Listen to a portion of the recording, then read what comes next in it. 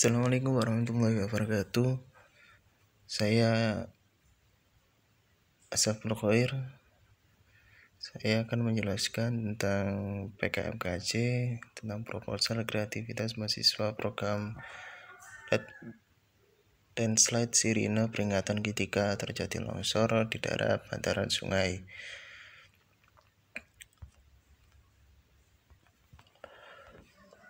Untuk PKM ini tentang PKMKJ dan untuk biaya kegiatan sekitar 805 dan jangka waktu pengerjaan 3 minggu. Baik, dari bab pertama yang latar belakang penelitian ini diberangkatkan dari kejadian yang terjadi di Embong Brantas Kota Malang mengenai tentang kejadian tersebut, yang mana di tempat tersebut banyak terjadi tanah longsor. Akibatnya banyak terjadi kerusakan yang fatal. Proses terjadinya tanah longsor dapat diterangkan sebagai berikut, yaitu air yang meresap ke dalam tanah akan menambah bobot tanah. Jika air tersebut menembus sampai tanah ke dalam air yang berperan sebagai bidang gelincir, maka tanah menjadi licin dan tanah pelampukan di atasnya akan bergerak mengikuti lereng dan keluar lereng. Jadi ini adalah proses terjadinya tanah longsor dari tanah yang tergelincir dari bidang mulai yang tidak rata. Jadi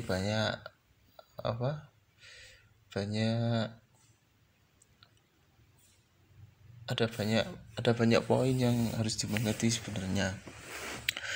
Lanjut kita ke bab 2, ada analisa bencana tanah longsor, penyebab tanah longsor. Jadi ini adalah poin-poinnya tadi. Yang pertama adalah derajat lengkungan yang sungai.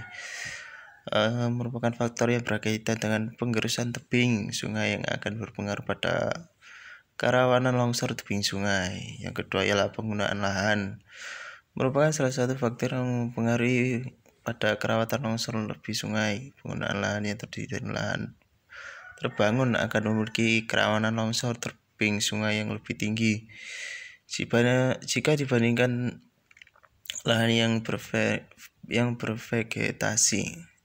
Tiga ialah kemiringan tebing, merupakan salah satu faktor yang berpengaruh terhadap kerawanan longsor tebing sungai. Dampak positif jika terjadi, ini dibagi menjadi dua lagi. Ada dampak positif dari terjadinya bencana tanah longsor. Dampak positifnya ialah adanya tanah longsor, yaitu sebagai berikut. Tanah longsor menemukan motivasi kepada masyarakat untuk waspada, meningkatkan rasa peduli, meningkatkan kesadaran diri. Sedangkan dampak negatifnya ialah kehilangan tempat tinggal. Itu sudah pasti karena habis oleh tanah itu tadi. Nomor 2 ialah terputus jalur transportasi. Nomor 3, trauma psikis bencana longsor. Nomor 3, pelaksanaan. Tahap pembuatan landslide Sirine.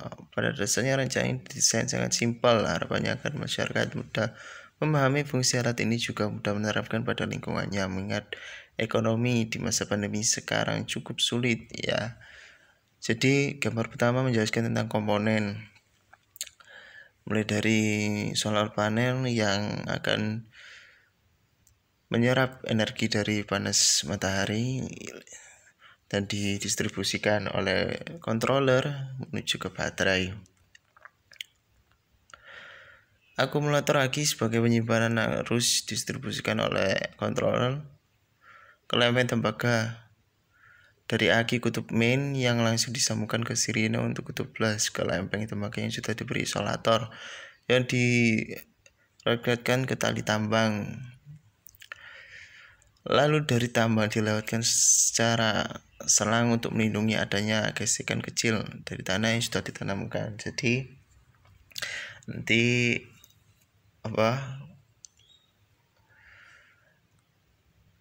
sirine tersebut akan dipasang ke aki, sedangkan nanti akan dibuat sistem skakel pembuka penutup gitu aja.